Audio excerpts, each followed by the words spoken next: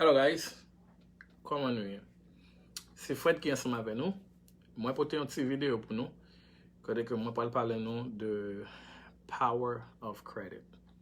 So pour que ça crédit important dans la vie chaque grand monde qui vit aux États-Unis pour qui ça yon monde supposé gagner bon crédit all the time.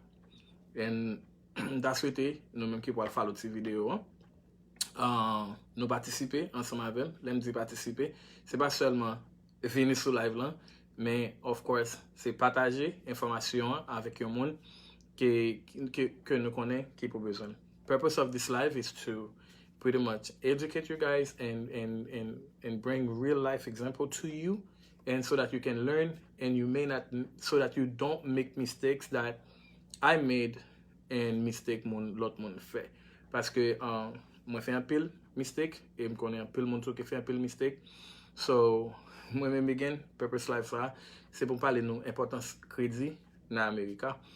Et then pour qui ça nous même nous supposé gagner bon crédit all the time. Et me parle ba nous qui bénéfice qui gagner lors gain bon crédit, which is it's like fait moi title life ça the power of having good credit. So first, and I would like to introduce myself. Give me 1 second, guys. One second. I'm fixing this. There we go. So first, I would like to introduce myself to you and letting you, so that I can let you know, guys, who I am and of course why my parler de ça. Non, moi c'est Fred, and then moi fixer crédit, moi aider moun qui gagne mauvais crédit fixer crédit yo. Moi même also c'est un realtor, so si ou même dans zone Floride ou besoin acheter un caille, moi capable d'aider sans problème. And then moi même c'est un tax preparer too, so moi même yo dans business moi c'est aider moun préparer tax yo chaque fin année ou bien whenever moun nan gen problème avec tax li. And again, life ça c'est purpose life ça c'est pour parler de crédit, qui est importance crédit. So m'pa quoi m'pa commencer parler de un bagage que gen pile nan nou la qui pas connaît qui ça qui crédit. So ça veut dire faut qu'on moi ta dire nous exactement qui ça qui crédit avant moi commencer parler de pour qui ça crédit est vraiment important et yo monde qui vit aux États-Unis supposé gain crédit. Crédit pretty much qui ça lié. Crédit c'est habilité pour prendre un loan ou bien get resources. Okay? And then with the come second, let me apply the 10. One second, guys. I need to fix this. Okay, I hope it stays now. So crédit c'est habilité, and then pour prendre un loan and with the trust that you will pay it back. So ça veut dire là ou même c'est un qui prend une dette ou bien your loan ou pas pay it back, and then you break the trust, et puis là break trust là et puis ça fait you voyez dans collection. Aileen comme ouais. So là vous dans collection, est-ce que c'est la fin du monde? Non, parce que gagne process and measures that ou ka employer côté que ou ka retirer ou ka challenge on dette qui dans collection, and then ou ka of course trying to get it off the credit. But est-ce que c'est un process qui est sûr? Non, il n'est pas sûr à 100%, mais of course, j'aime dire non, bad credit is not a life sentence. Sorry guys, l'ignan a bon problème, par contre, pour qui ça, est-ce qu'il paye un papier, but paye l'ignan, I don't know, pour qui ça a bon problème, non? Sorry, si l'ignan pas bon, m'a pas obligé d'aller sans lumière, but c'est lumière bon. So, yes guys, so ça veut dire, m'ba une définition crédit, qui ça crédit? Crédit c'est habilité pour prendre un loan, ou bien une dette, with the trust that you will pay that loan or that resource back, and at the date that you promise that you will pay it back. It's like les moun ou gen crédit, et then nous prenons un loan sur crédit ou pas payer on time. C'est raison ça qui fait autant de gen les paiements que yo vaut dans collection, and then I mean yo vaut dans, of course c'est une sorte de collection parce qu'il était dans crédit pour about 7 years. Ça veut dire sous gen les paiements sont bien créés dans crédit for 7 years. C'est ça qui fait l'important qui dit comme ça, les paiements là, c'est là. Non, les paiements sont problème lié pour crédit because ouais si vous avez un loan ou bien pas l'acheter un caille ou bien les paiements, là ça va connaître qui importance yon les paiements dans account, OK? So même qui gagne les paiements ou même qui pas gagne les paiements, make sure que vous toujours paye debt on time, and then pour pas jamais gagner le paiement parce que si vous gagnez le paiement, là on a process pour acheter caille ou bien pour aller un loan, faut qu'à expliquer pour qui soit gagner le paiement. Et il y en a pas me dire non quoi qui vraiment important, m'a pas lavo. Tendez bien ça me dire non. Suspend appliqué pour dette sans nous pas besoin. Si nous appelons d'appliquer pour dette sans nous pas besoin, you guys are destroying your credit without even you knowing it. Suspend. So you have to be realistic with yourself and knowing what you can afford and what you cannot afford. But l'argent crédit card, it's not your money. Make sure that you don't just go and have debt and thinking like, oh, I'm going to pay it, because what's going to happen? When you have so much debt, you will not be able to keep up. And then this is when you're going to start getting yourself in trouble. And this is when you're going to start pretty much break that trust. And once you break the trust, and which is you cannot make the payment on time, this is when the the companies that give you that loan gonna send you to collections. So you have to be realistic with yourself and make sure that if you cannot afford something, wait and accumulate some money and then get it. Don't just live your life based on other people's expectation, based on other people's lifestyle. So tout le monde a un lifestyle yo, peut-être au cas ouais, mettons ma ou comme ça, and then maybe li pou ko temps pa ou pou metel, pas just al prendre dette and then pou ka vivre tant pour ma vivre. Because ou pa konnen ki ça me fait, ou pa konnen combien de temps que m'a travail. So pas just where yon moun a vivre yon lavish lifestyle on Facebook, on social media, and then you want to be like that person, and without budgeting, si on pa konnen budget, si on pa konnen, okay, make some ka afford, make some pa ka afford, et puis aller say try to live that same lifestyle and get yourself into debt to impress people that don't even care about you. Listen to what I'm saying. Stop trying to impress people that don't even care about you. People see on social media, nobody know who the heck you are. Therefore, stop trying to impress people. Make sure that you stock up your money and use your credit wisely and do something they call investment. This is what can impress people. When you do investment and you invest your money wisely and you live like, you don't live based on other people's expectation. So the more you live on people's expectation, the more broke you're gonna be. Do things because that's what you want to do, but not what other people want you to do. Okay? Because everybody have their expectation. Même ou nan kap force ou vivre un lifestyle que ou pas ka afford lan, li même li pa vivre li même. Why would you bother? All right, now. Why you need good credit all the time? And again, that's the power of good credit. First, it's when you're getting your car insurance, when you have good credit, you have better rate. If sa pa vle di sou gen mauvais crédit, you pa ba car insurance la no. But when you have good credit, they give you a better rate when you're getting your car insurance, the better premium when you're getting your car insurance. Okay, donc, si moi-même, moi gen bon crédit nan 800, ou même gen crédit nan 400, yes, nous tous les deux dans même compagnie, nous gen même machine nan, moi-même, ma paye machine moi, ma paye assurance moi less than you. Because you know why? Because I have good credit. So that's why I always tell people, fix your credit. Because ou pa jam konnen ki lè wap besoin. Et imaginez, si moi-même, je gagne bon crédit, je paye assurance $200, ou même je paye assurance $250, je paye assurance $200, je paye assurance $250. Ça veut dire chaque mois, vous avez $50 en plus, vous payer en plus de moi-même. Ça veut dire dans 6 mois, so on a bien combien lié? So 6, 50 multiplié par 6 mois, parce que l'assurance c'est pour 6 mois, vous payez 50 multiplié par 6. Ça veut dire que vous avez combien de cob vous payez en plus passé. So vous avez payé plus cob passé. So this is why you have to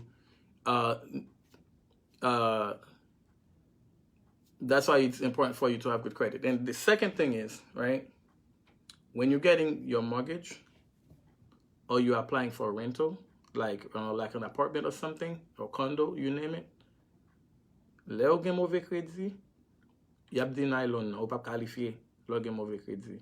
a secret zero average, yes, you can still get the loan. However, your interest rate is going to be very high. Okay? So, et ça fait, nous toujours dit moun, yes, you demande 580 to qualify for a mortgage. Ça veut dire, les crédits, ou fait un FHA loan. Listen to me now. Listen to me. When you are doing an FHA loan, you demande pour crédit 580. And then tu vas faire un conventional loan, you demande pour crédit minimum 620. So when you go apply for a loan, they will not tell you you are not qualified. They will tell you, congratulations, you are qualified, and they're gonna give you a higher rate. Which means I can buy the same house in the same neighborhood. I have a 750 credit score, you have a 680, you have a 620. We are getting the same house, but our monthly payment is not the same. Our mortgage is not the same. Because they may give me a loan at like a 2.5, and then they give you the loan at 5.0, which means we are getting the same house, same neighborhood, we are neighbors. Bam di lan Creole, nous gen même kay la, nous nan même neighborhood la, même kay la, nous nan même neighborhood la, same builder, okay, same builder, and then moi-même, ma paye kay mwen $300 moins que ou même. Because you know why? Nous pas te gen même crédit là, nous ta fin appliquer pour mortgage là. Crédit ou te 620 qui te base requirement là. Moi-même crédit c'est 780. So nous gen même kay là, nous bot intérêt pas même. So c'est ça que fait le aller à la pour appliquer pour un mortgage. Si loan officer a son qui veut aider, les dit moi vous gen tel bail dans crédit. Et là du moi gen tel bail dans crédit. Bon, second guys. Lumière ça bon problème. Donne-moi si le bagage m'a retiré. So là du comme ça. Dernière fois m'a bagage. Depuis pas marché, m'bal vague. So là du comme ça, moi gen tel bagage, OK, m'bal vague. On give up sur lumière. So là du comme ça, moi gen tel bagage dans crédit al payer and then après ça pour nous reprocess loan encore in the middle of the process of buying the house. And then peut-être you can checker intérêt pour and then si intérêt c'est and then pour le que gens ka ajuster intérêt pour. So si ou même son monde ou qu'on va gagner des monde qui aime faire hi Terry ça comment cher. Ou qu'on va gagner des monde qui qu'on fait bon autre exemple. Gagner des monde à l'école and then à l'école c'est average student you seulement envie faire C. Depuis on fait C ou passer classe là, right? And then okay. So, l'on fait C ou passer classe là, but at the end, you know what's going to affect you? It's going to be your GPA. Okay? It's going to be your GPA. Ou ka fait C, ou appelé de faire C, you pas besoin rien. Yes, you're passing, and then that's going to affect your GPA, and then let's affect the GPA. Ou quand vient entrer dans le programme, GPA 3 lo pour lui. Quand on parle de comme ça, pour qui ça me toujours passer toute classe moi, m'ba jamais doubler, and then I always have C, et puis m'ba entrer dans le programme là. Non. Now they're going to put you in the waiting list, et puis they'll mettre on the waiting list là, and then you're going to be the last person to get in that program. Si ou ap entrer là-dedans. Parfois, on fait 1 an, 2 ans, parfois, tu entrer dans le programme là, parce que GPA ou 3 low. C'est même gens l'ont apply for mortgage. Gese de l'ont appliqué pour mortgage, spécialement si on fait no home construction, you prend tout le monde qui en l'air net yo, et puis you fait le passer sous, and then nous même avec the lowest credit score, you're the last person they call. OK? So c'est comme ça, il fonctionne.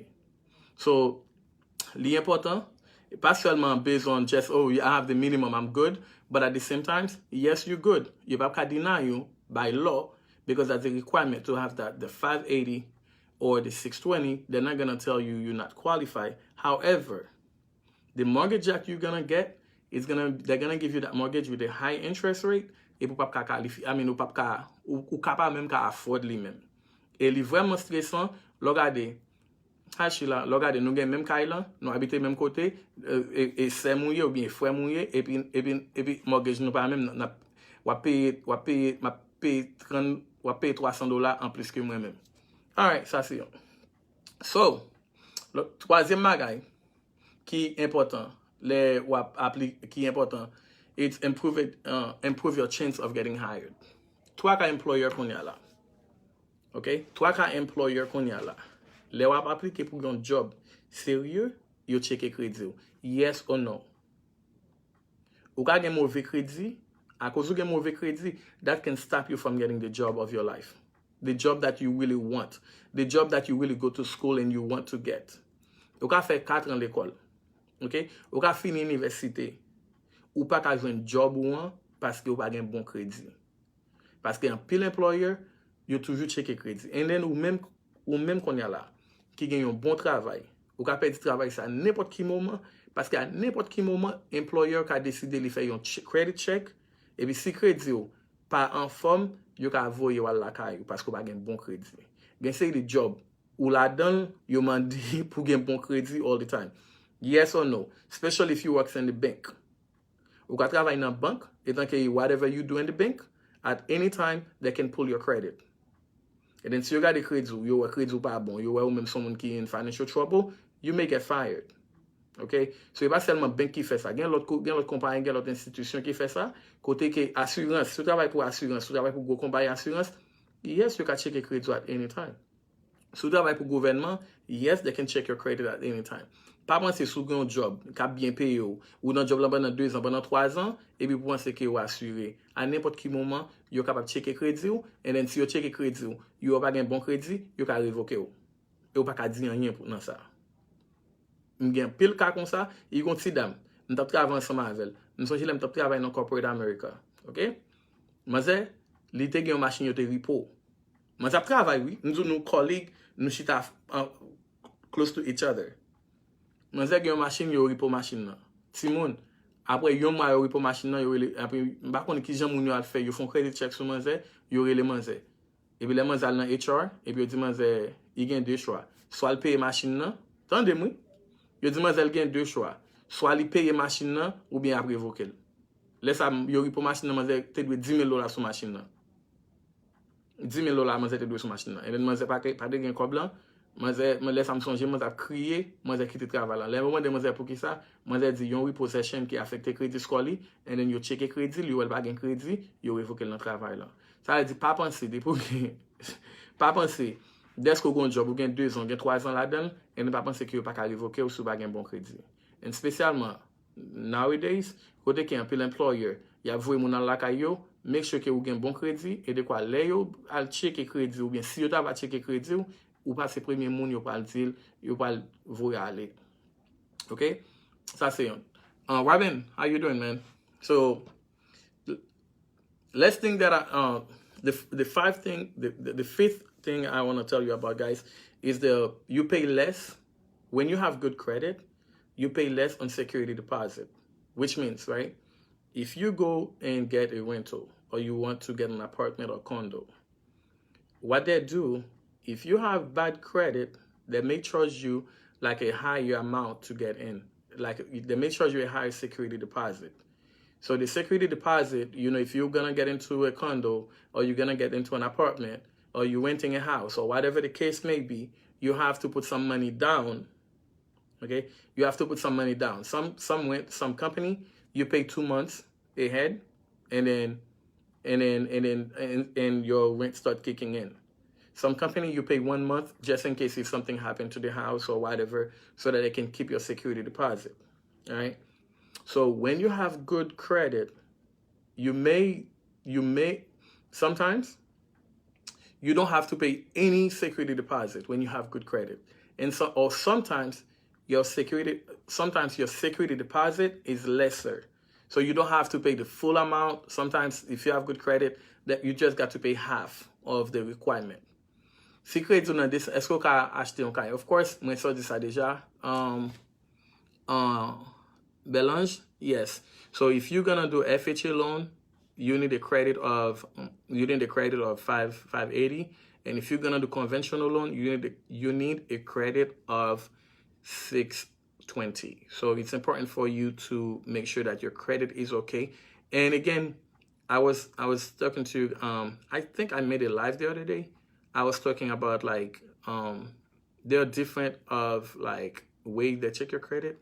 So what you see on Credit Karma or what you see on your FICO is not your real score. So they go and when you applying for mortgage, they check your credit a different way, and you may see like a lower score when you're applying for mortgage. So you may have 702 credit score, but when you're applying for mortgage, it may be like a 650 or a 670. Okay, so I got a 638. I'm scared to get a credit card. Sheila, if you already have credit, if you already have a credit card, you don't need many credit cards, because you only need one line of credit card. You don't need 2, you don't need 3, you don't need 5. You need only one line of credit card, and you just got to make sure that you use it wisely, you make your payment on time, and you keep your debt to income ratio low, and you should be fine. You don't need 10,000 credit card. You don't need it. All right. So again, the 6 things why it's very important to Sheila, you need credit card. Yes, you need credit card, okay? So, 6e bagay pou ki sa li important. 6e bagay pou ki sa li important pou gen bon kredi, c'est le wap fè c'est le wap aplike pou credit card. Credit card is very, very, very important. Credit card is very, very, very important. Ou pa ka gen bon kredi son pa gen kredi card. And again, listen to me now. Ou pa ka gen bon kredi son pa gen kredi card. Oh, why Fred? Pou ki sa Fred di sa? A pa Fred avoye m fè debt? Why?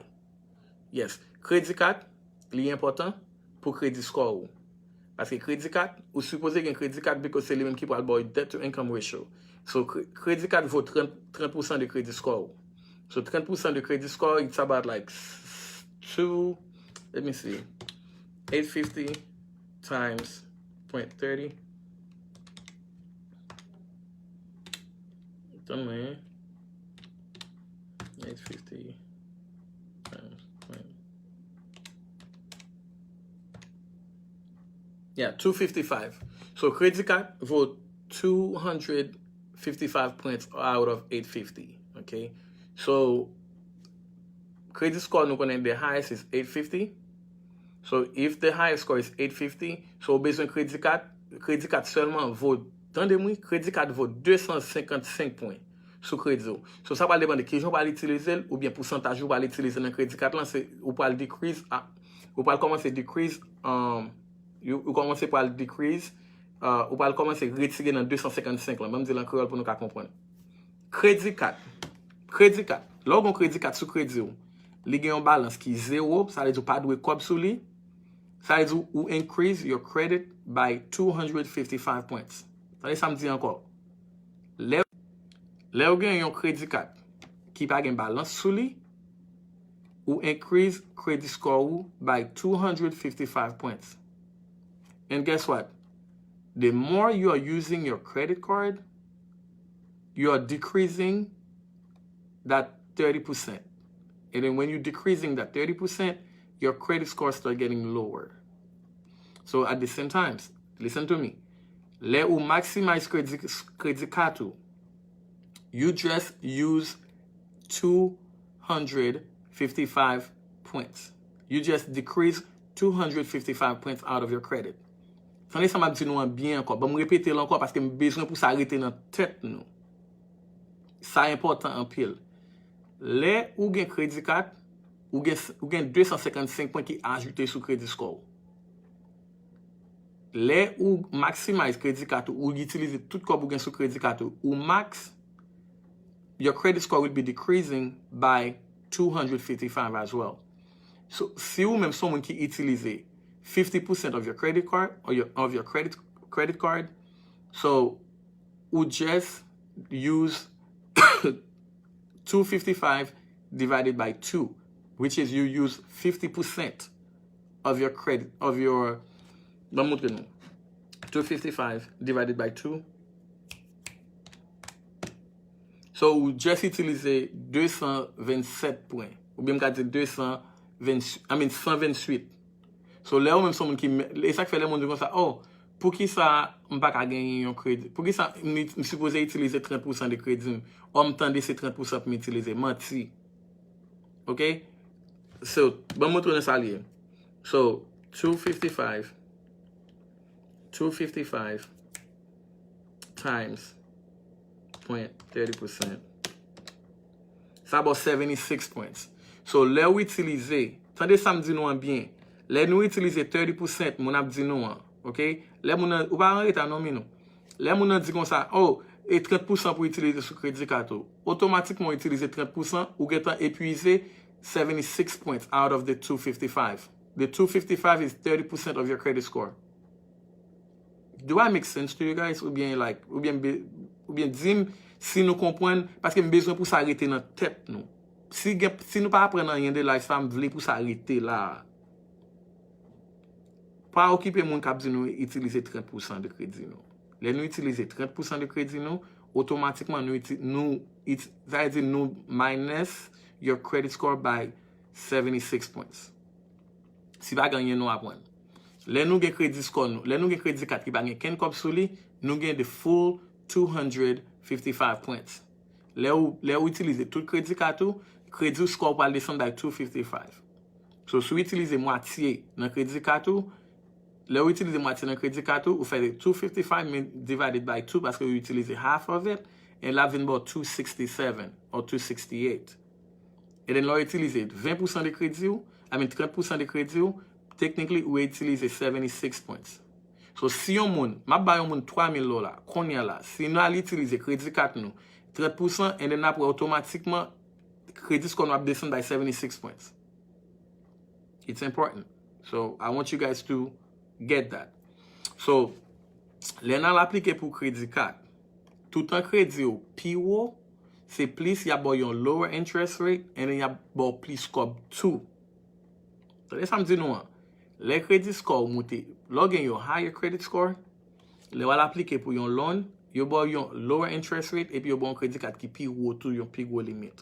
Ça veut dire log yon credit card qui gen pi gros limit, ou gen place room pour ka spend money. So you have more room to spend money. Okay?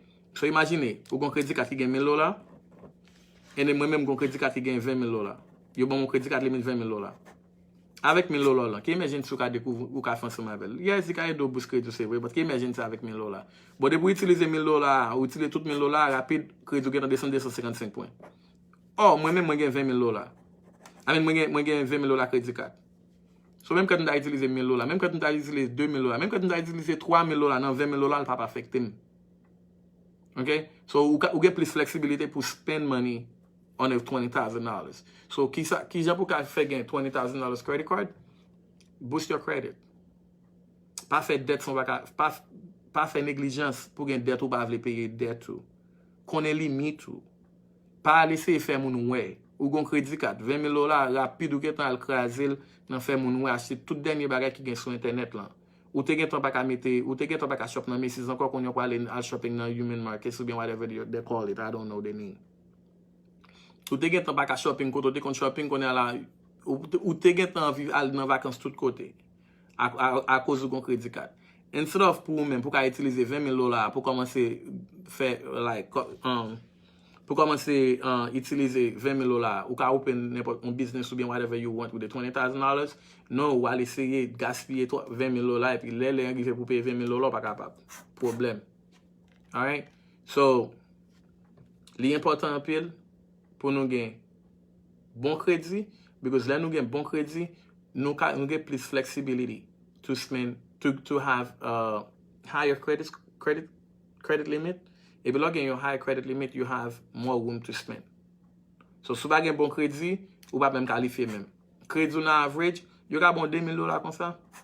But si vous avez un bon crédit, vous pouvez avec un crédit 750, un crédit 780, ou aller on bail, automatiquement il y a bon $15,000. You ka bo $50,000, ka bo $25,000 rapide. So, gen plus room pour spend. Il est important en pile. So, l'autre bagage qui est important encore pour qui soit besoin de bon crédit. Là, on va acheter machine. Ça, c'est le 8e bagage. Pour qui ça est important pour gagner bon crédit. Là, on va acheter machine. Ou ka acheter machine qu'on y a là. Ouais, m'ka pas gen 5 kob qu'on y a là. M'pa gen 5 kob 0 Fred, you broke. Fred, you broke, you have no money. I'm fine. M'ka nan n'importe dealer m'acheter n'importe machine, moi vle somebody ken money m'a buy down. Yeah. Pour qui ça? M'gen crédit. Dès pour gen crédit, ou pas besoin de cop down là pour acheter une machine.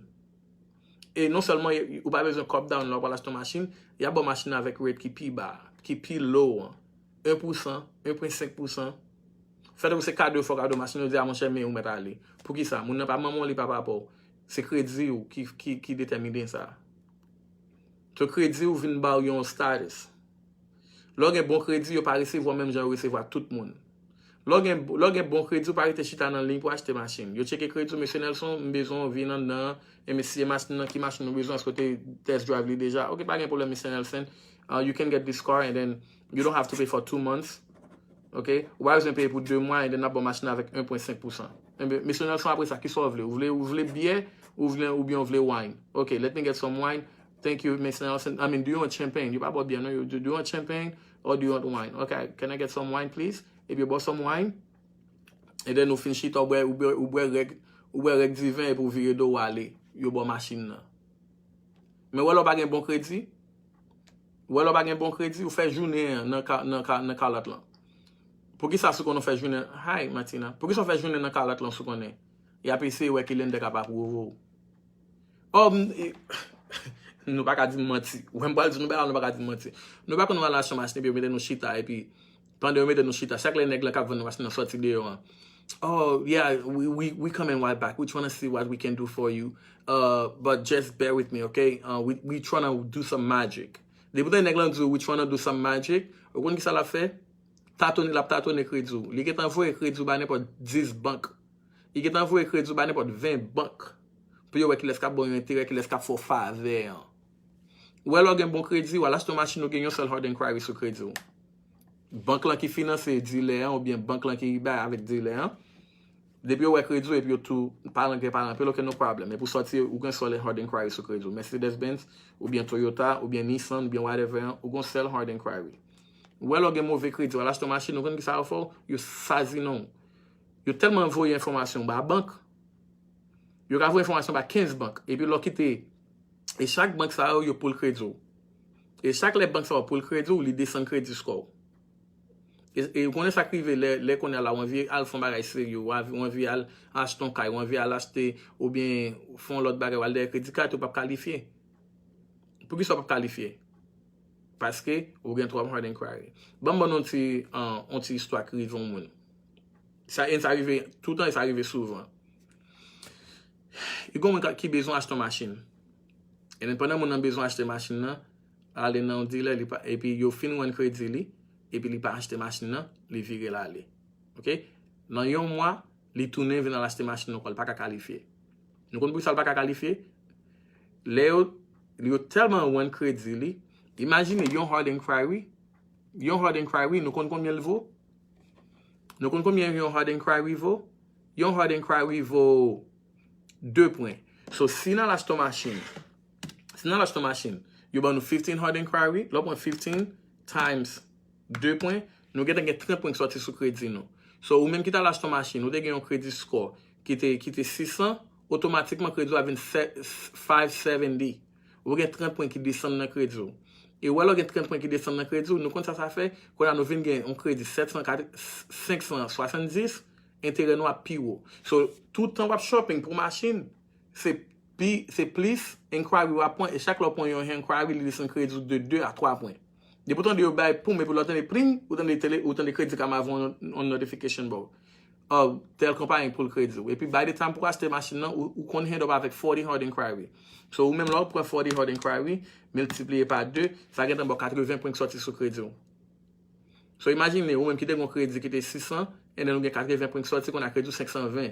520 qu'on a acheté une machine, et puis regardez, wal derrière machine pour retirer tout un problème, prenez wal derrière machine pour retirer tout un problème, ou mettez tout un plus problème.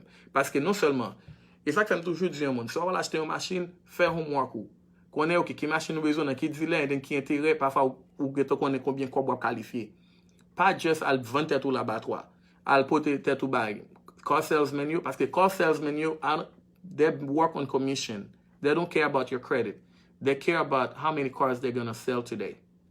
So, ou même qui porte tout bag, il n'y a pas de problème. Il y a contacté tout lender qui gagne Dans Amerika, pour qui les qui ka boli. Y a voyé yon, et puis y a dit, ah, m'te contacté tel monde, intérêt en 580, bon, moi, si m'contacte l'autre monde, encore, c'est la plus bas. Yo contacte l'autre monde, et puis, ah, 620. Ah, bon, m'checker toujours plus où, parce que, en voie aller, yo get rendu compte à combien qu'on vous voulez payer par mois. Yes or no? Lo aller à la machine. Yo demande combien qu'on vous gagne, combien qu'on vous voulez payer par mois. Et then, ouais, tout le temps, pourquoi je viens de lender, qui match, qu'on vous voulez payer par mois, y a checké. Et yo ka checké crédit 10 fois, yo ka checké crédit 12 fois. Y a saisi le crédit. And then guess what? Là où fait ça, by the time m'bal répondre une question pour incomparable Queen. Queen pose une question. Comme on a parlé de hard inquiry, ben moi répondre une question. L'idée pour qui ça? En pile monde qui fait crédit repair pas qu'à retirer hard inquiry. OK.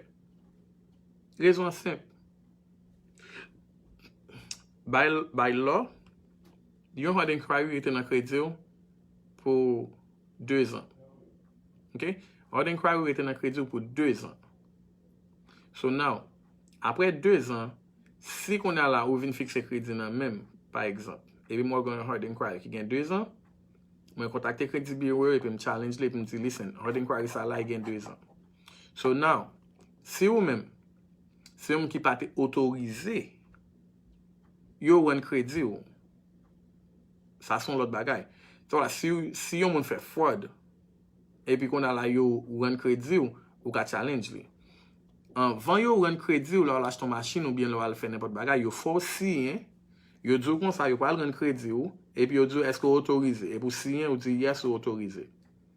Qu'on y a là si ou fait un complaint qu'on y a là et puis avec compagnie qui te run crédit là ou dit a pas autorisé ou bien whatever the case may be. Yo gen signature ma sœur. Yo dit mais quand tu pas autorisation peut-être pour le crédit. So as soon as they can prove that you sign it, you authorize them to run your credit, there's nothing you can do about it. Ou de mettre à prier, ou de mettre à jeter de l'eau, pas rien qui fait.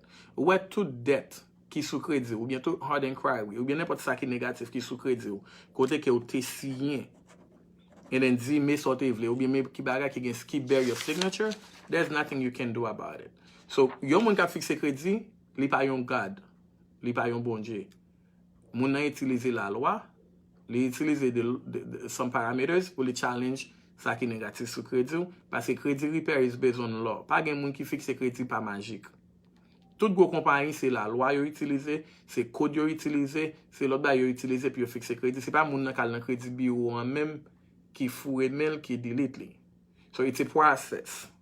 So in the process, it takes time, but en même temps, tout pendant les points de temps, si c'est ou même calé, qui signe, fait tout à fait, et puis qu'on a voulu puis retirer, il pas retirer, la prêté là pour 2 ans. Asha, how you doing? Asha, by the way, I need you. I need to talk to you. So yeah, so it's very important for you guys to know, like when somebody is fixing credit, yes, they can remove it, but at the same time, it's not something that somebody can say 100%, yes, I'm going to remove your hard inquiry. If the person is honest with you, the person just has to tell you they're going to work on it. And if it's on the credit as something negative, yes, the person is going to work on it. What make a credit repair better than somebody else? Some people do more research and some people is more knowledgeable. But everybody that's in the credit repair business, we use law to challenge things that negative on your credit. Okay? Credit repair is 100% law. Nobody do magic. Nobody knows somebody inside that can do it for you. It's a process, and that's why I tell people, when you're fixing you need to fix your credit now, not tomorrow, not after 2 weeks, not after 3 weeks. Once you think about fixing your credit, you need to take action now, because it's a process and you don't know how long it's gonna take. You just have to take action. If you don't take action, then you cannot wait and then think that your credit gonna be 500 to 700 in 2 weeks. And even if somebody go ahead and remove all the bad account on your credit, it's still going to take time for you now to go build your credit. That's what I always tell my client. There are people, and I'm going to tell you right now, there are people, I ended up remove about like 30, 40 collections for them, and they're not satisfied. You know why they're not satisfied? Because they are misinformed. Because their focus is on the credit score. My focus is not on your credit score. My focus is on your credit report. Yeah, because you may have a credit score 800, you may have a credit score 750, you may not qualify for no loan. They may not give you any loans. They may deny you loans with a high credit score. If your credit report is not good, if you don't have a good credit report, then you will not have no loans, no nothing. And I have people that have collections. I have people that have like 740 credit, and they still not qualify for mortgage because they have some sort of collection. The mortgage tell them, hey, listen, you need to go pay this, or you need to fix your credit to remove this. So don't think just because your credit is high, you're gonna qualify for any loans. Your credit report is everything. I have people, again, I remove 40 collections. I have people, I remove 15 collections, and they're still not satisfied. They're like, oh, Mr. Nelson, yes, but I still don't see result. I'm like, listen, when I started working with you, your debt was $50,000. Your debt total was $50,000. Now your debt is only $20,000. I remove 20 collections, and then in removing 20 collections, pretty much there are $30,000 that you don't have to worry about. So you pay me, and I remove $30,000 debt for you. So do you want the score, or are you more happy about the $30,000 that get out of your credit? When I say, oh, Mr. Nelson, yes, I see what you say, but my score don't move. Credit repair will not move your credit score. Credit repair will not increase your credit score. Credit repair will actually remove the negative accounts from your credit. Yes, your credit score is based on what's on your credit report. And I'm going to say it again. Please listen to me. If you guys want me to say it in Creole, I'm going to say it in Creole. Your credit report is what gives you the credit score. The credit report is what gives you the credit score. If your credit report is trash, your credit could be 800, you don't have credit. Because I can do something and I jump your credit score to 850 right now. I can jump your credit score to 850. And then you will not qualify for no loan, no nothing. But guess what? Somebody with a good credit report, with a lower credit score, will get a loan faster than you. So that's why when I'm working on somebody's credit, I say, listen, this is what I'm going to do, this is what I'm going to do, and this is how many things I remove from your credit. But why the credit never go up? Because maybe you still have collections, or maybe you don't have anything positive to give you credit. Sometimes I work on somebody's credit and the score dropped to 0. 0, 0, 0, 0. Because you know why the score dropped to 0? Let me tell you why your score dropped to 0. Let's say you have a credit. Let me show you something. Let's say you have a Macy's credit card. Macy's. You have a Macy's credit card for $200. You have a JCPenney card. JCPenney for $500. Okay? You have a Chase.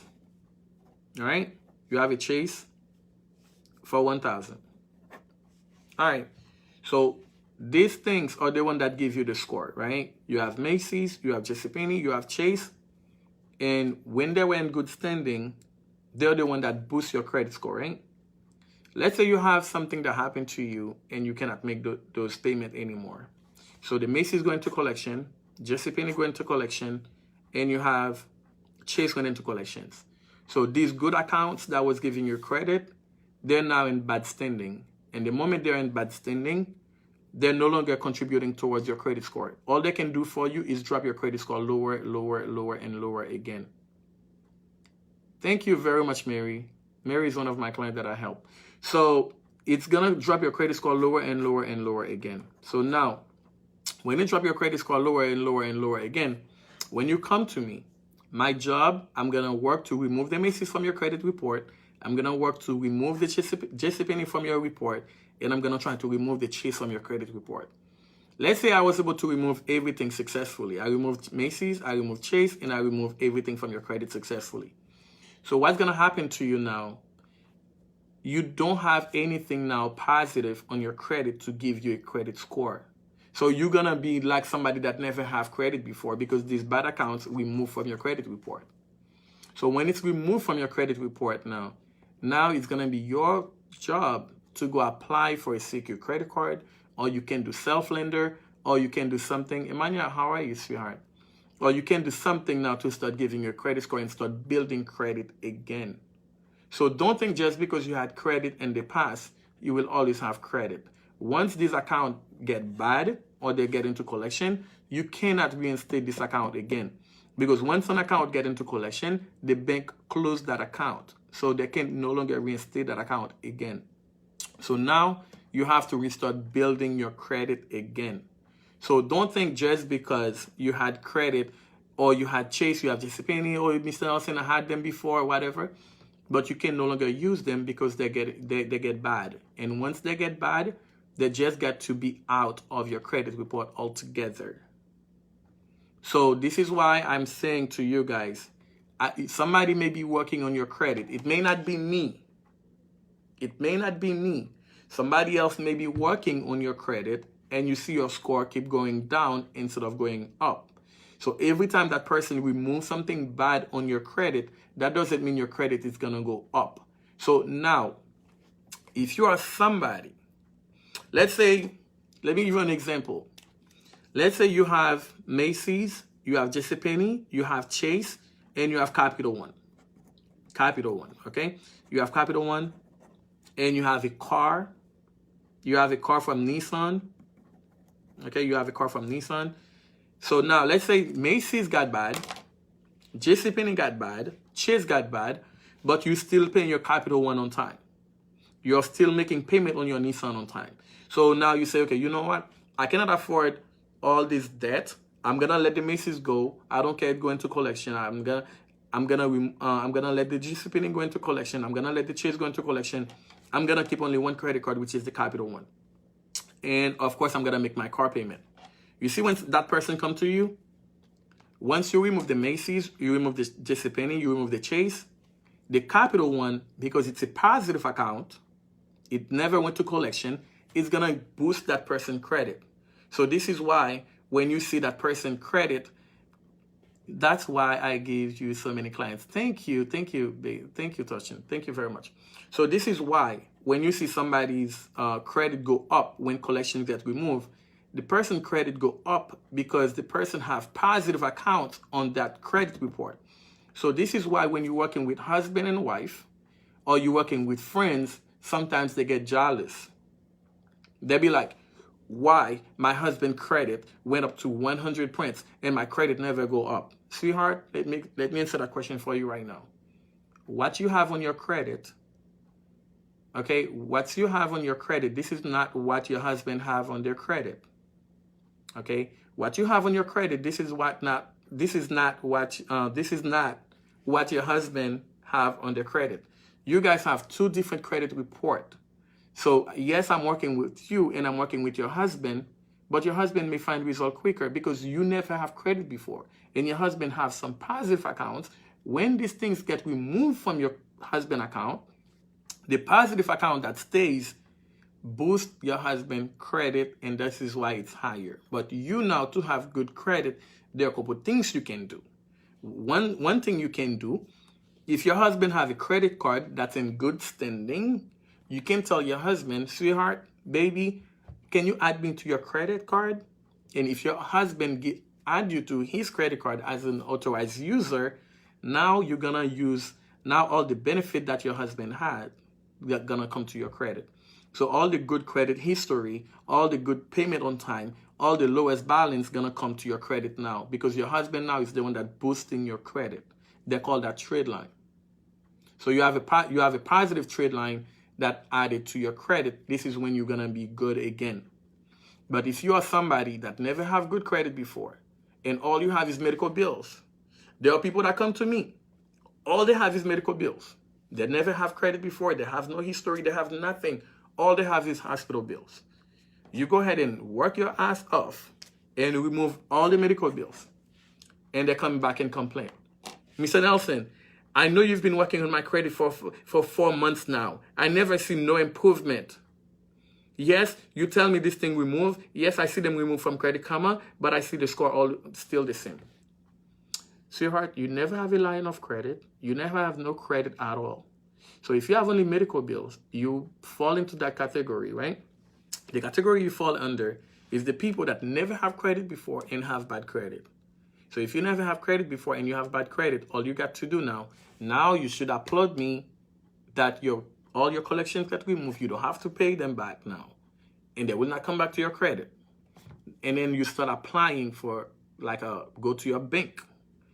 And it could be a credit union, it could be any bank. Ask your bank if they provide secure credit card, and you give them like a $300, and then with that $300, and then you start boosting, you start making payment on time, you start, keep your balance low, use it as a regular credit card in that bank.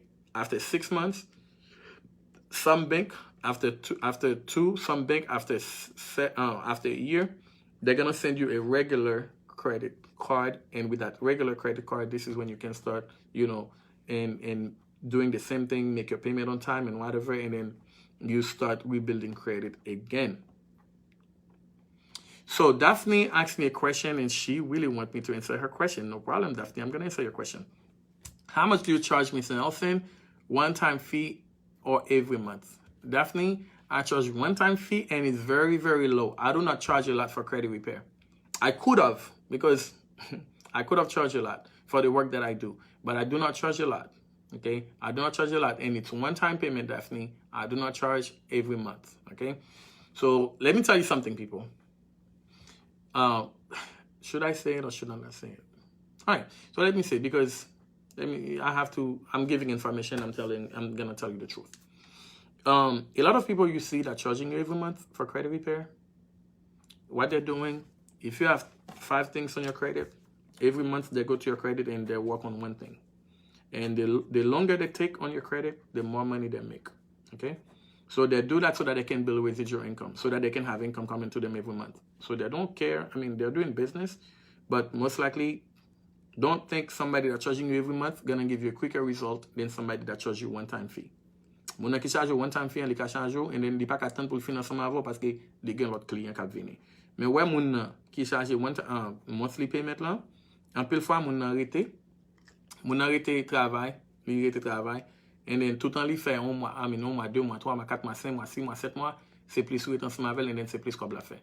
But again, est-ce que vous bon résultat? Yes, they buy bon résultat. Taina, so now, one thing I want to tell you again, guys, ou pas jamais connaît qui l'est ou a besoin crédit. C'est pas yon bagay. Nous on dit comme ça, m'gen 5 inquiries. Est-ce que c'est un problème si m'pa l'acheter un kay? Esther, ben moi je vais cause. Good question. You guys are asking me some good question. So, nous sommes jamais dit nous ta l'heure, si n'a suivre moi depuis ta l'heure. On dit hard inquiry était un crédit pour 2 ans, right? So, si hard inquiry était un crédit pour 2 ans, ça me m'a parlé de 5 ans ça. By the way, guys, m'a dit pourquoi ça m'a parlé de 5 ans parce que dans tête moi m'envie dégager le ban nous et puis il était dans tête moi là et then m'a parlé de 5 ans. But hard inquiry était un crédit pour 2 ans. So, now, pendant l'été m'a répondre nous Emmanuel, sweetheart, pas faire jalousie. So, les hard inquiry était un crédit pour 2 ans. Plus temps passé sur lui, c'est less la pas affecter crédit. Attendez, ça me dit non. Mes amis, m'a parlé comme ça mes amis puis nous pas share live là mes amis. Nous méchants ti moun. Gardez information m'a ban nous. Faites que son classe m'a teach. Nous tout vinn chita croiser men nous. Vinn l'école là, croiser men nous, vinn prendre bête. Et puis ça nous tende hein. And then nous pas share live là, nous pas faire les river joindre l'autre monde. And then nous just mêler. Mes amis, information ça m'a baillé tout monde, c'est information li t'a prend un peu le temps pour nous bagay et un peu le fois c'est information on a fait secret ensemble avec lui pas mettre le dehors, il pas bonne vérité. Moi même si m'a parle ensemble avec nous, son temps pour me parler ensemble avec nous. Mais en même temps tout, all you guys have to do is to share this live because some people need to hear this live and I'm doing it for you guys and I'm doing it for the community. On moun ka penser ah frère da bagay Ouais, pourquoi j'aime faire promotion là. Nous, j'aime parler des informations de CCC là. Je pas faire promotion. Je juste viens by live. Je juste faire un live. Côté que m'a ba information. Je pas venir là pour me chiter sur monde, pas venir là pour me craser business, pas venir là pour rien. Même juste ba information que moun pas gain accès à avec. Information ça nous joignons dans book, nous joignons dans livre et un peu fois livre avec book, et même dit livre avec book. Sorry. En pile fois information ça yo, li prend nous temps pour nous joindre dans le livre et un peu de fois yo vient avec expérience tout. Mais là m'a parler d'expérience, parfois me parler d'expérience, parfois me parler de qui ça lié. So nous même ça nous gain comme devoir share live là et then pour arriver joindre placement. Thank you very much Martina. So now il y a quelqu'un qui pose une question qui est vraiment important Emania, m'pas pas aller faut pour répondre question Emania parce que Emania fait jalousie là en bas live là tout le monde pas bon nous mentir. Thank you very much, Daphne. Daphne dit qu'il y a 5 points pour moi. Les amis, Daphne, cause série. Après live là, Daphne, après live là, après l'eau pour me 5 points. Ou supposé yon nan YouTube, by the way. Et manière, je cherche question, moi, question. Si je suis un crédit card, moi, paye tout cob là. Moi, cancel li. Les cadeaux ma crédit score, est-ce que les cadeaux crédit score? Et manière, mais bon, nous cause chérie. Je vais l'expliquer qui Jean, Esther m'a vinn sur, Esther la boussière, m'a vinn sur chérie. So, ba m'expliquer nous.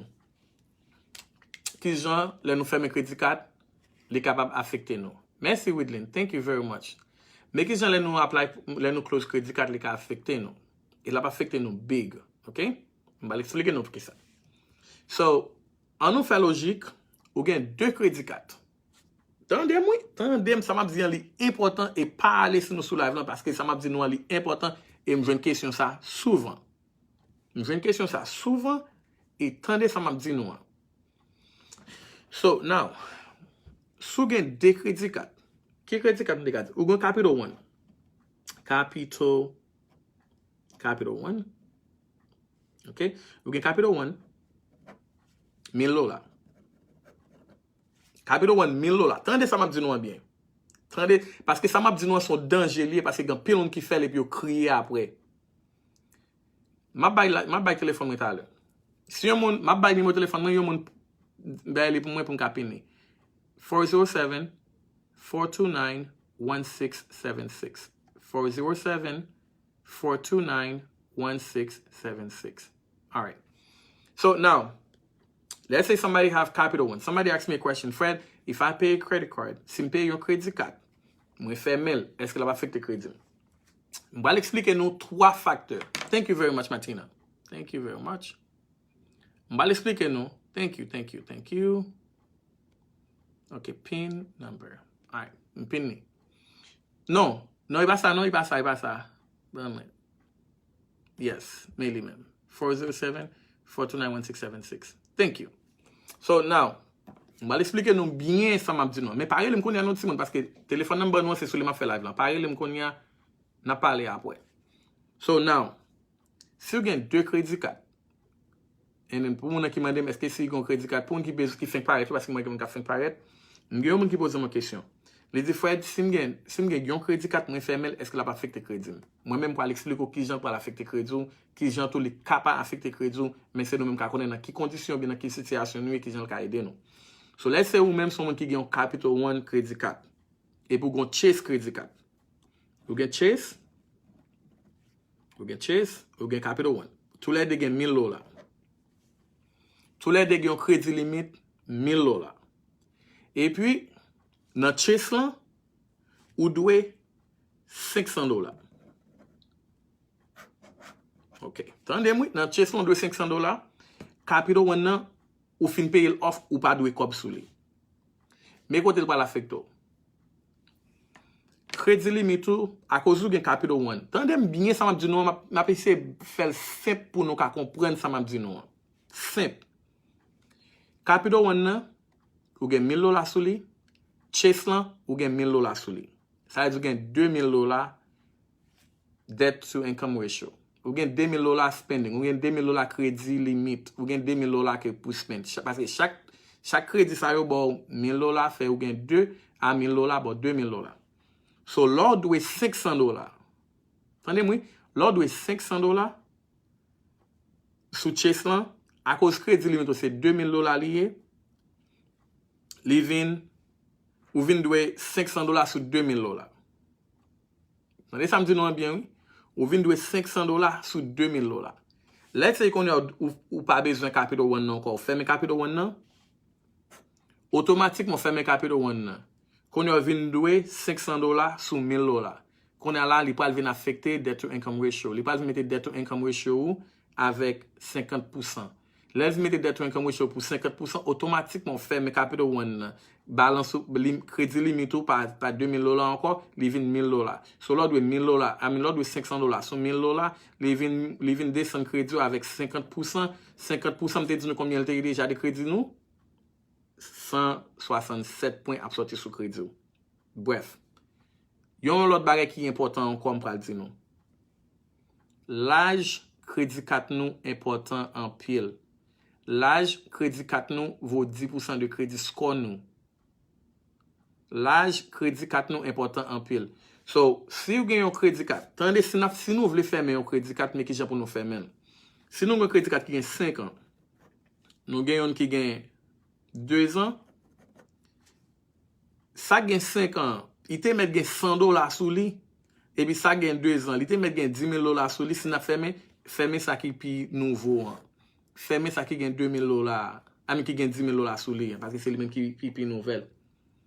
Parce que l'âge crédit carte tout un crédit carte là, pi ancien sous crédit ou c'est plus li gagne plus valeur, c'est plus li gagne plus importance. Là ou parle d'un loan. Yo pas regarder depuis qu'il ou depuis qu'il a gain crédit, là regarder yo gain 10 ans crédit history. Leo again 10 ans credit history, they're most likely to give you that loan than somebody that just have a year history. You pas regarder sur combien cob ou habité gain déjà. You regarder sur combien temps ou a payé ou gain dette, combien temps ou habité gain crédit, combien temps gain crédit ou habité payer on time. On va l'expliquer nous people to people. Let's say m'gain cob. Ben m'a choisi des moun là. M'gain Mania, m'gain Jerry. Qu'on a pas l'expliquer nous. Let's say m'gain Mania, m'gain Jerry. Tous les deux vinn côté vinn derrière yon loan. OK? Tous les deux vinn côté yo vinn derrière yon loan. Emania l'aime checker, Emania son moun ka prêté cob nan même depuis 5 ans. Et puis chaque fois il prêté cob nan même, il toujours bon cob là. Et puis Jerry, l'aime garder Jerry, moi Jerry son moun, li fait 1 an ensemble avec. Et then, si Jerry gagne 1 an ensemble avec, Emania gagne 5 ans ensemble. Même quand Emania pas habitué prêter gros cob. Laisse-moi dire non. Chaque Emania vini pendant 10 ans là, m'a prêté le cob là. C'est $1000 toujours m'a prêter. Frère, prêter $1000, nous m'a bolé dans 2 semaines. 2 semaines livré Emania bon cob moi. Sans parler en pile. Mais Jerry, la prêté cob nan même à peine il gagne 1 an. Et puis Jerry, il vient côté me dit frère, prêter me $10,000 non. M'a plus trust Emania pour me prêter le cob blanc parce que Jerry parce que Emmanuel il gagne 10 ans la prêter cob nan même il toujours paye mon time. Ça veut dire Emmanuel il m'a fait confiance me connaît qui moun nié. Jerry me fait 1 an ensemble avec est-ce qu'il m'a trust lui pour me prêter tout comme ça. So et ça fait important les n'a prêter cob parce que yon loan ou bien crédit carte ou bien yon corps ou bien yon kay son loan va chercher. So son cob va prêter. So le va prêter ton cob, yo regarder puis ouais moun ça combien de temps il gagne la prêter cob. And then l'autre moun ça combien de temps il gagne la prêter cob. So y a plus by yon moun qui gagne yon long credit history, more money than somebody that just starting building credit. So et ça fait l'important là gagne crédit carte ou pas fermer crédit carte qui pi ancien sous crédit ou fermer crédit carte là qui pi nouvelle là. Ou pas besoin contrôler combien cob li gagne sur lui, il gagne plus cob sur lui, il gagne $2,000 sur lui, il gagne $10,000, il gagne $20,000 et puis ça qui gagne 10 ans ou bien 5 ans, il gagne ça gagne 10 ans 5 ans, il gagne $1,000 sur lui, combien ça gagne $1,000. So now, go qui te pose une question. Fred, what makes someone qualify for more money in a house loan? Joseph, belle question. Qui ça ka fait moun qualifier pour plus cob dans yon mortgage? Question simple. Les gains, bon ouais. Yeah. 3 bagailles. 3 bagailles qui peuvent qualifier pour plus cob. Premier, crédit ou. Crédit ou. Il besoin de qui crédit score parce que crédit, si vous pas un crédit, on pas qualifier pour mortgage là all. OK? Même que crédit c'est interest rate là, il peut le contrôler. Avec qui intérêt puis bon loan mais même temps tout si vous pas un crédit, il pas bon loan même. Il y a depuis en l'argent, il y a deny. OK? Ça c'est un. Deuxième, income. Income. So, est-ce que ou même son moun qui gagne yon income qui ka répondre avec dette ou pas le prêter? So, now, en nous font logique. Si yon moun a touché $100,000, et de nous moun a touché $20,000, et puis tous les moun yo vin koto yo mando prêter $10,000, qui les soit prêter li. Est-ce qu'on prêter moun nan qui a touché $30,000 ou bien prêter moun nan qui a touché $100,000? Of course, on prêter moun qui a touché $100,000 parce que moun ça les plus sûr que la première tout corps parce qu'il a touché $100,000. Et si moun a un bon crédit, il a touché $100,000, pas de problème, il a prêté au corps blanc. So now, l'autre facteur qui est important, nous connaissons là la parité de moi. Your debt. Your debt is very important. Ou ka touché 300, ou ka touché $300,000, ou pas qualifier pour un mortgage pour $200,000. Ou ka touché $300,000. Ou ka gagner un income $300,000 américain, oui. $300,000. Et pour pas qualifier pour un mortgage même pour $300,000. Ou bien pour $2,000, pas qualifier pour un mortgage pour $200,000. Pour qui se connaît? Les wap prend un loan pour acheter un caille, yo contrôle combien corps vous fait avec combien dette ou gain et puis balancer. So si dette ou plus parce qu'on va toucher ou bien dette ou plus ou que la moitié de corps va faire, ou pas qualifier pour loan, ou pas qualifier pour ou pas qualifier pour un pile corps. So yo parce que gen moun cap toucher $80,000 par année, yo gen un Mercedes, il a payé $800. You gain combien crédit card? Debt crédit card you win about $2,000 a month. On machine, you gon côté abdomen, you pay $2,000 par mois. You gain you gain un shopping credit card. Qui combien comme? So you gain student loan. You gain student loan, you pay $80 par mois. You gain personal loan, you pay $150 par mois. You gain child support. Il a payé. So là, vient prendre toute dette ça yo. Moun nan gen, so moun nan te met ap toucher $80,000 par année. Il capable de qualifier pour un decent loan. Il capable de qualifier pour un high loan amount. So c'est ça que fait là on appliquer pour un mortgage, yo dit comme ça OK, your debt to income ratio is too high. So toute dette tout avec income c'est les débats ça yo balancer pour yo bon loan et puis yo utiliser crédit ou. Et puis, vous utilisez crédit pour déterminer si vous avez encore combien avec combien d'intérêt ma baoul. So, c'est trois bagages qui sont importants pour appliquer pour un loan. Est-ce que vous avez un income non? Amka dit 4 bagages tout oui. 4 bagages oui. Attendez, quatrième non, nous comptons ça lié. Est-ce que vous avez un job? Est-ce que vous avez un job qui a rentré chaque mois?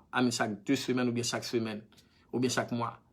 So, c'est 4 bagages. Attendez bien ça me dit non. Je dis toi, excusez-moi, c'est 4 bagages qui déterminer le pour appliquer pour un loan. Est-ce que vous avez un bon crédit? Est-ce que vous avez un income qui est stable?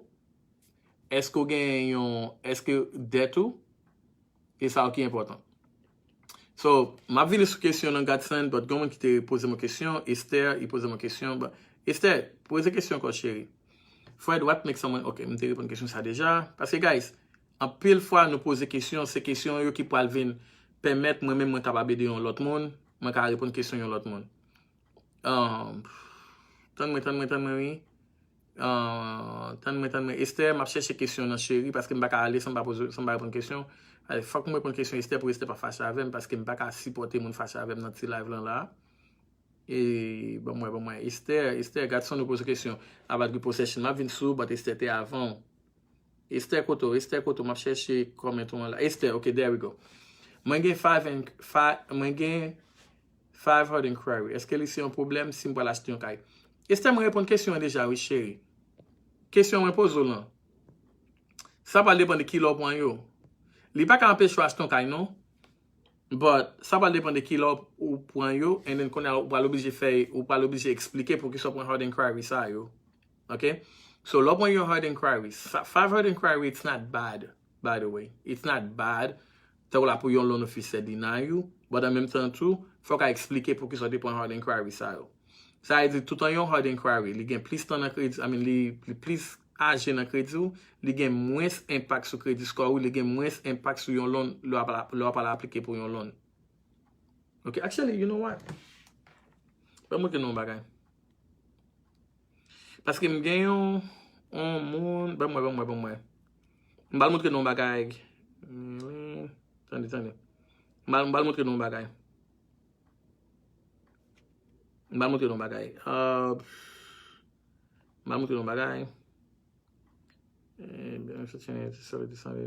Ok. M'a montre non bagay parce que m'go ti sem tan men. Tan moi. Tan bon mon bagay. Tan moi. Tan moi, ba moi. Ok. So m'pa jwenni. So m'da pal montre nou yon moun.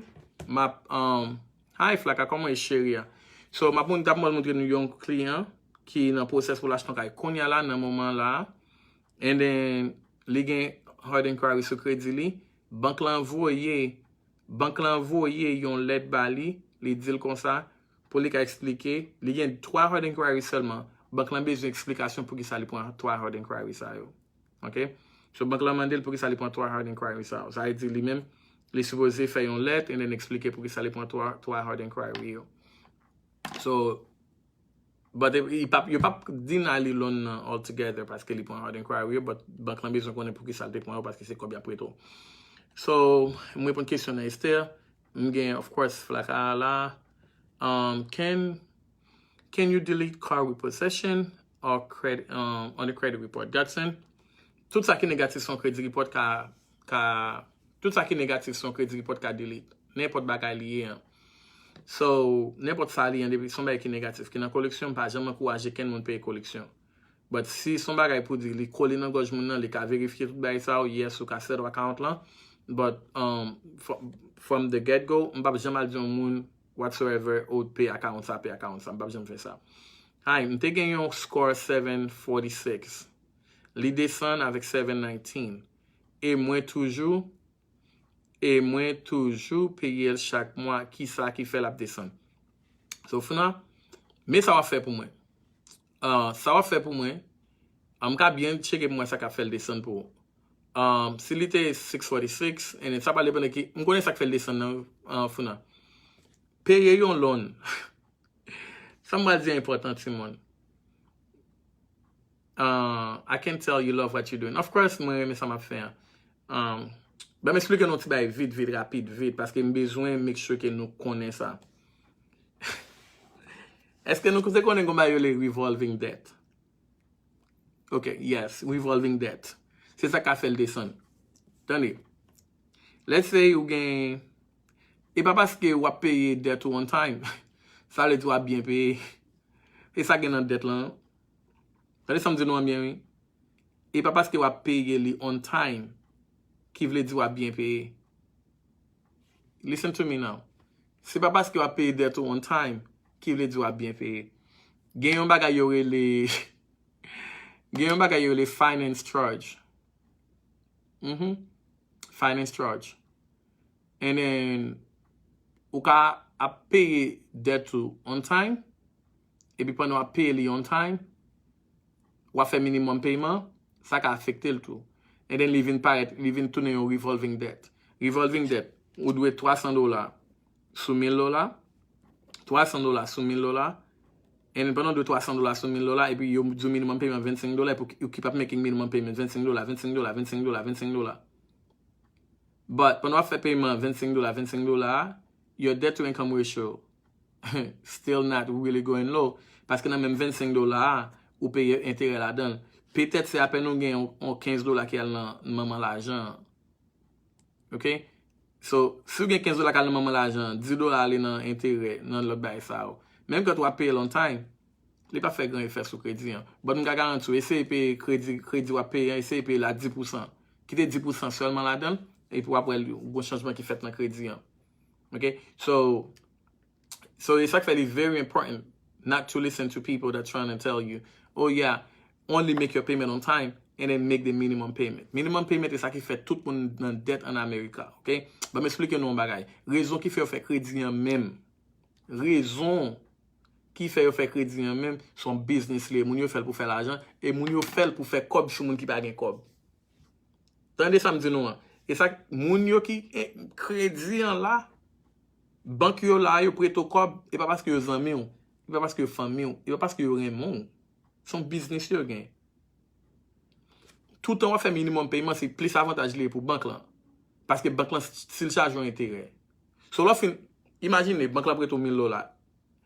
Et then, l'on paye banque, l'on remet les $1000 en plein. Banque là pas content ça. Banque là remet le payer $25 parce que sous chaque $25 payer banque là ça a $10 intérêt. So fait un an à payer. So fait un an à payer banque là $10 times 12. Banque là fait $120 sur. So the more you spend, the plus temps ou prend pour payer banque là, c'est plus banque là content. Et ou qu'on doit ça pourquoi j'aime river nous Timon. Nous doit n'a payer au lieu pour blanc descendre c'est monter. Est-ce que ça pourquoi j'aime river nous? Et il y a plus de nous qui dans collection, connaît ça que fait nous dans collection parce que nous décourager payer dette là. Yes. Nous parce que un peu le monde dit ça. Je dis Fred, je suis un crédit carte et puis je regarde crédit carte là Fred, je toujours à payer et puis moi pas jamais descendre et moi crédit a toujours été même côté hein. Moi comme blanc toujours été même côté puis moi comme la paye de monter sous moi. Comment ça fait?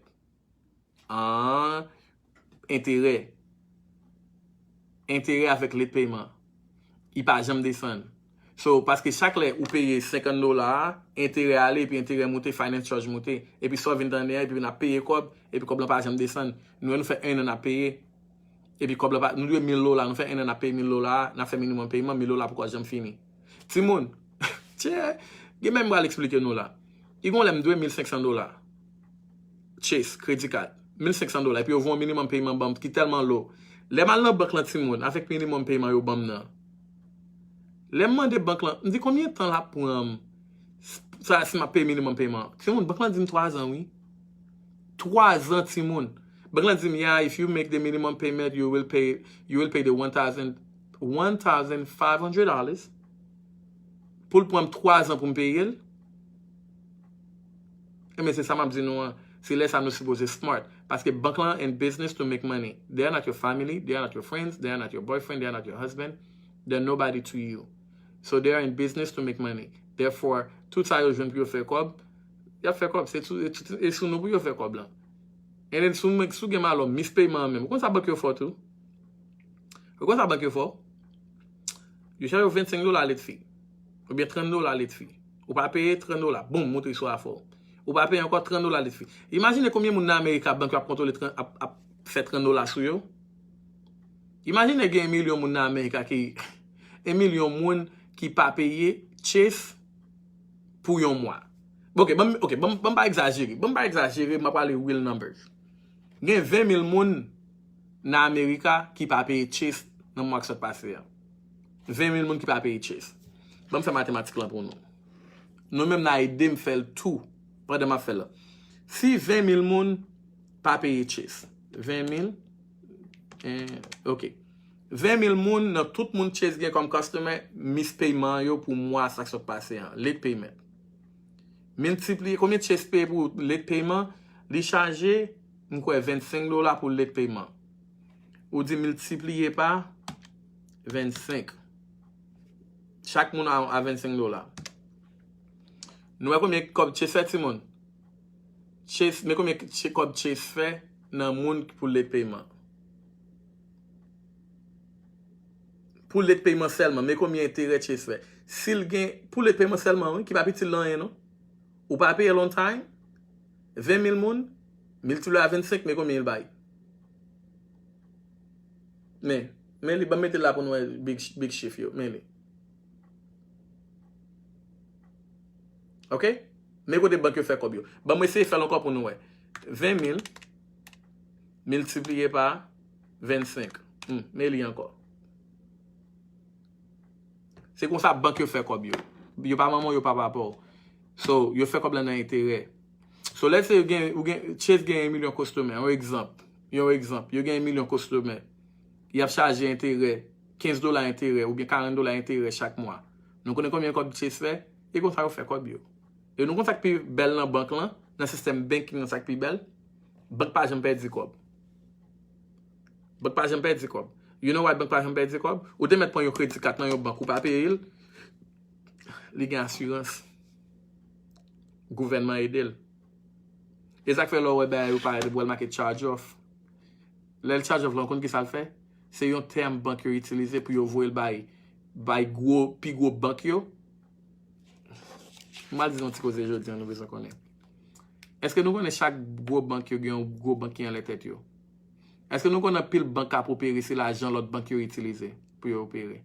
Est-ce que nous connaissons chaque année gen banque qui paye tel qui quoi un exemple? Ou ka gen Wells Fargo, li gen un gros banque qui prête Wells Fargo cob. Et puis les Wells Fargo, les account là charge off, Wells Fargo voye le gros banque là qui prête le cob là et puis qui dit mais combien cob me perdu pour année.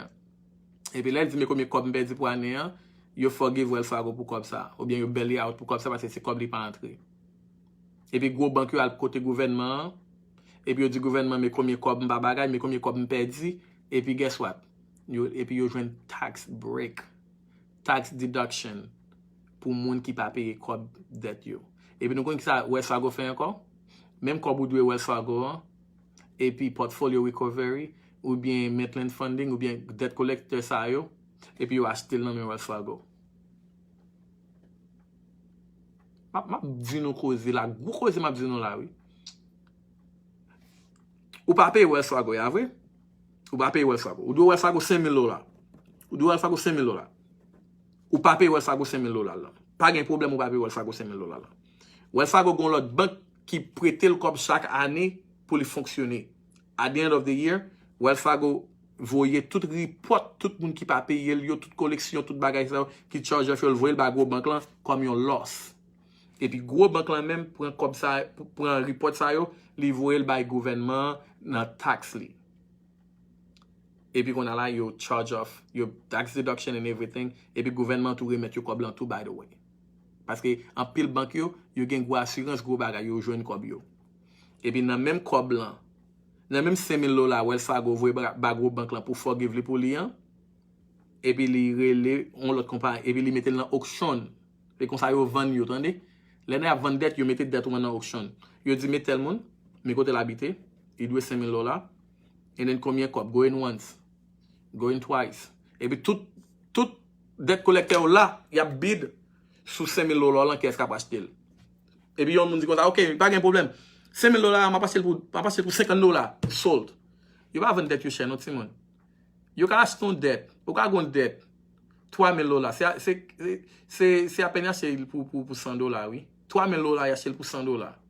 OK, il va acheter dette yo cher. Et puis regardez, banque là dit OK, pas de problème, $5,000, OK, bam $120 pour lui, pas de problème. Ou yo gagne l'auction pour $120, bien yo gagne pour $50. $50, il acheté dette $5,000 là. Pas de problème. Et puis qu'on est là, Wells Fargo prend $5,000 ça. Nous entendez bien? Wells Fargo prend $50 ça et puis lui même li en pocket li paquet li. C'est l'argent li, c'est l'argent Wells Fargo li vend dette là. Et puis les Wells Fargo vend dette là, nous kon ça privé. Nous pas kon ouais. Nous pas donner un peu l'information aujourd'hui. Est-ce que nous pas kon ouais nous gon dette, nous gon compagnie qui nous doit.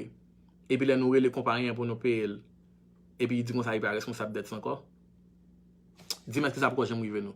Nous doit une compagnie et puis qu'on a là les nous les compagnies pour nous payer et puis dire oh yo pas handle encore c'est tel monde qui gagne dette ça nan men et tel monde pour nous payer relé tel monde pour nous payer et puis qu'on a là yo bon nous un number et puis nous même nous relé l'autre pendant pour nous payer parce que yo gen vendre dette avec un third party so c'est third party qu'on a qui responsable et gen plein yo parfois tout yo dit comme ça oh they send it to a law office and then the law office is the one handling it et puis qu'on a là transférer dans l'autre branche.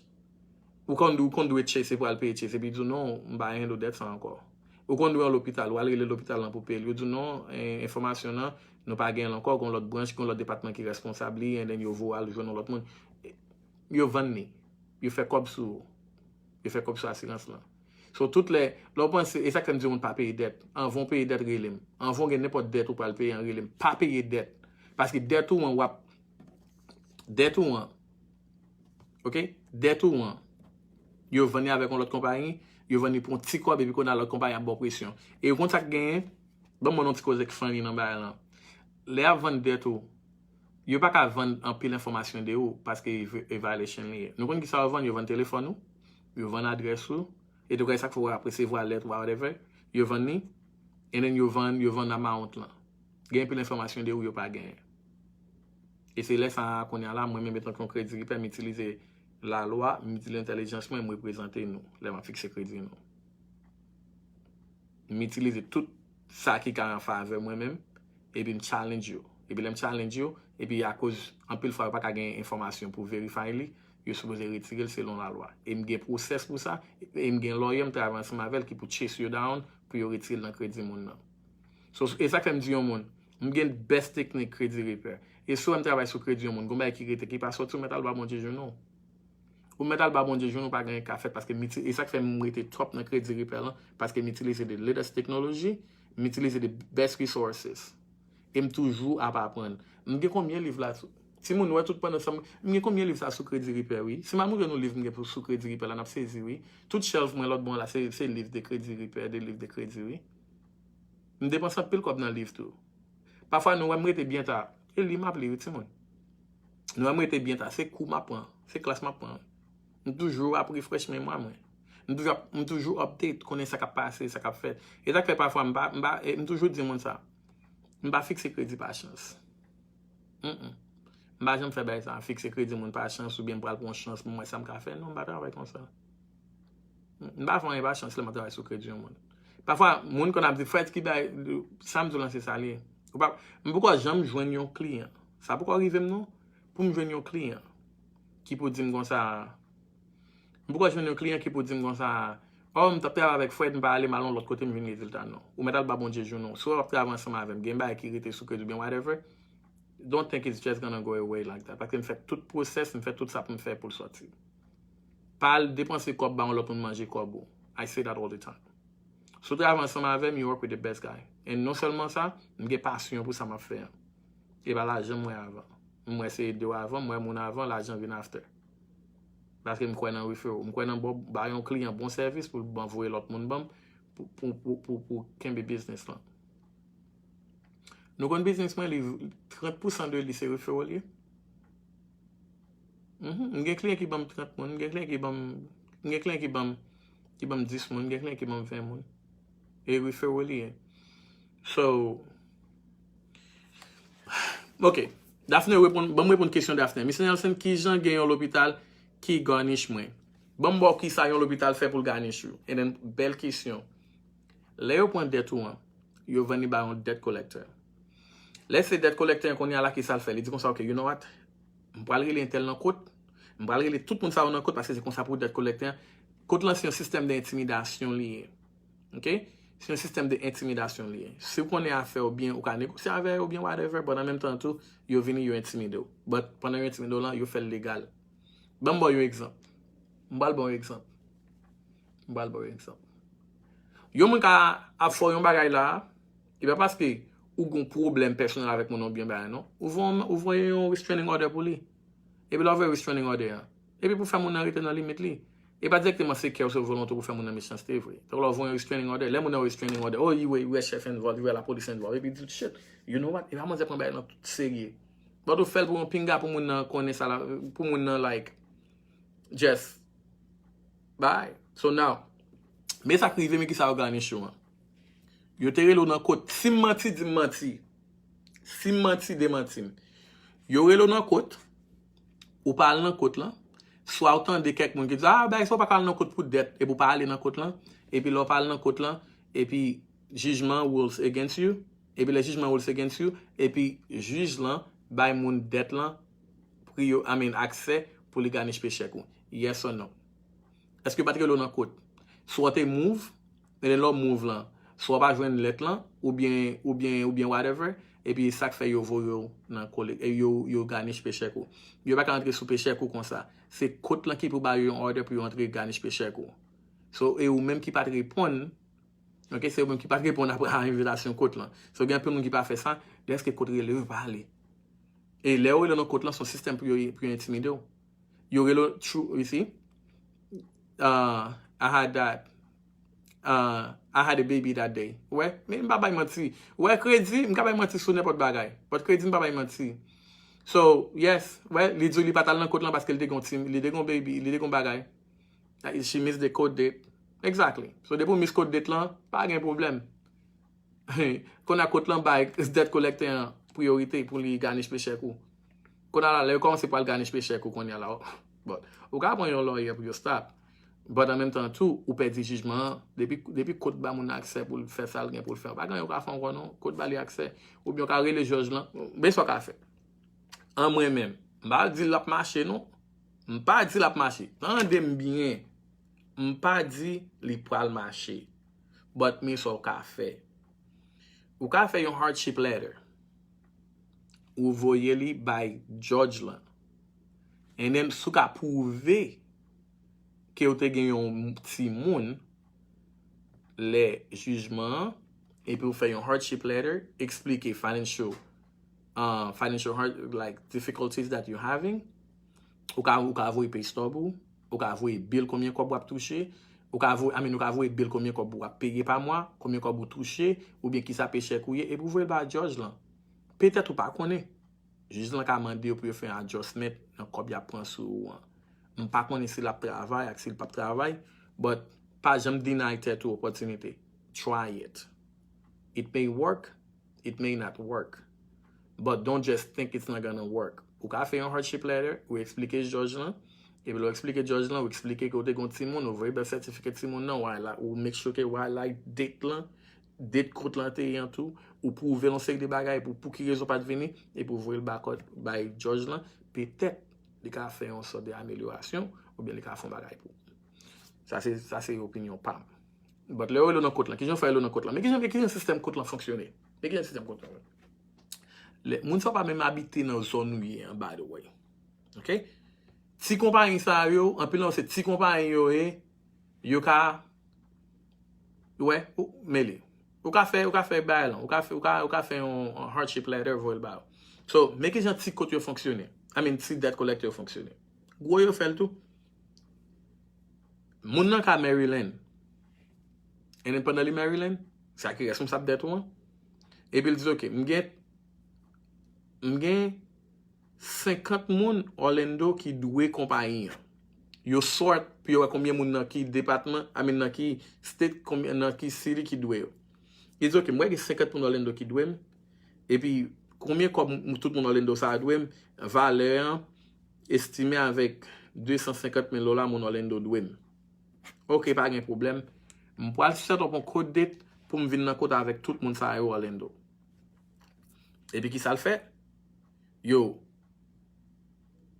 aller dans côte là et puis yo voyez servi tout 50 moun sa yo qui doué yo et comme ça comme en fait et puis les voyez servi tout 50 moun sa yo et puis moun qui pas vini automatiquement yo gagne chèque là et then moun yo qui vini yo tout yo fait un arrangement ensemble avec yo pour yo bay moun nan qui vinn ou parle dans côte avec d'ailleurs ou parle devant George les ou le dans côte les wal dans côte là yo mettez un médiateur là et puis moun nan qui vinn serve là ou bien debt collector li chita là et then ou même ou chita et puis médiateur dit comme ça OK mettez moun qui yo dans côte et puis est-ce que connaît pour qui soit là tel bagay et puis moun nan dit yes make it there tout est doué make it there tout est doué et pas devant juge aller voir non ti moun gen un peu moun qui parle OK gen un peu moun qui parle dans côte yo pense là que parle devant juge yo pas anglais ou pas bon yo pas connaît qui ça ou pas dit qui ça ou pas dire ou parle devant un juge ou rive devant un médiateur so now si bagay la passe devant médiateur connaît là ou ka mandel pour yo wè un juge et les wal mandé pour un juge là mais avantage qui gen là-dedans le mandé pour un juge tendez bien oui juge là les ka plus aider au serre au cob là pour un petit cob qui petit selon hardship ça c'est yon. Deuxième, le passer avec médiateur mandé pour un juge, ça qui qu'on arrive parfois, moun nan kon pas vle retourner. Ça va